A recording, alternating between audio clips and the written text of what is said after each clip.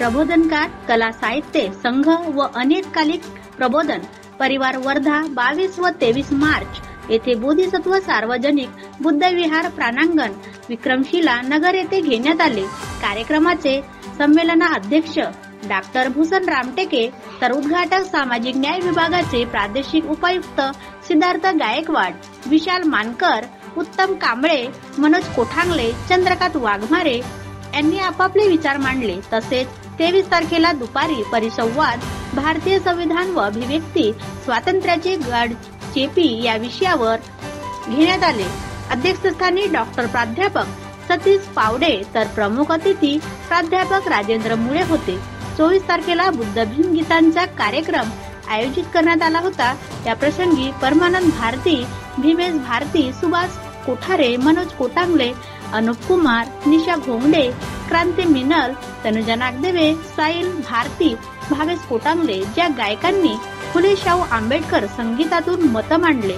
या ठिकाणी सर्व रमाई जीवन गौरव पुरस्कार व सर्व गायक यांना सन्मान चिन्ह देऊन सन्मानित करण्यात आले। या प्रसंगी कार्यक्रम यशस्वी करण्याकरिता प्रबोधनकार कला साहित्य संघाचे प्रमुख के पाटील, मोरेश्वर शहारे, बाबूराव खैरकर व त्यांच्या कार्यकर्त्यांनी खूप मेहनत घेतली।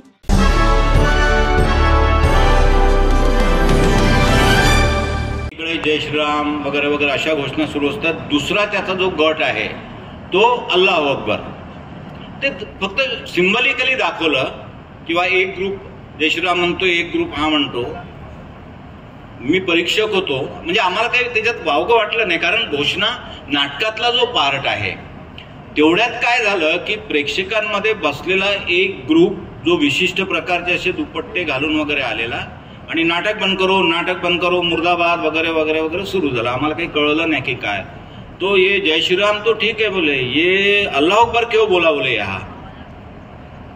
मतलब भाई वो नाटक है, जैसे ये घोषणा है, हम लोग दोनों घोषणाएं बता रहे हैं। वो घोषणा हमारा उद्देश्य नहीं है समाज में इस तरीके से धर्म को लेकर किस तरीके से वातावरण खराब हो रहा है वो बताने का उद्देश्य है। पण ते फार वाजलं। तेवढ्यात तिसरा एक ग्रुप होता जय भीम आला, तो तिकडून बाबासाहेबांच्या नावाने घोषणा करत आला। मग यांची इतकी घाबरली की हे लोक बाहेर निघून गेले। सिंबॉलिक घटना आहे। ते लोक म्हणाले की अरे ते नाटक आहे, ते नाटक करणं अभिव्यक्तीचा तो स्वातंत्र्याचा भाग आहे, तो आमचा मूलभूत अधिकार आहे, करू द्या त्यांना नाटक सादर। हा, त्याच्यानंतर तुम्ही चर्चा करा, त्याच्यावर विचार करा, काय चुकलं त्याच्यावर आपल्याला तो भाग करता येईल। तर हा 2000 वर्षाचा एक टोटल पर्स्पेक्टिव्ह मी तुम्हाला यासाठी सांगितलं। मी अजून काही उदाहरणं तुम्हाला देतो। मी उदाहरणं दिलं तर मला असं वाटतं की मला काय म्हणायचं ते लक्षात येईल। मी अश्वघोषाचं तुम्हाला उदाहरण दिलं। त्यानंतर इसवी सन 400 मध्ये कालिदास नावाचा एक मोठा नाटककार होऊन गेला। हे नाव सगळ्यांना माहीत असेल। आता या कालिदासावर सुद्धा बंदी आली होती, हे लोकांना माहित नाही आहे।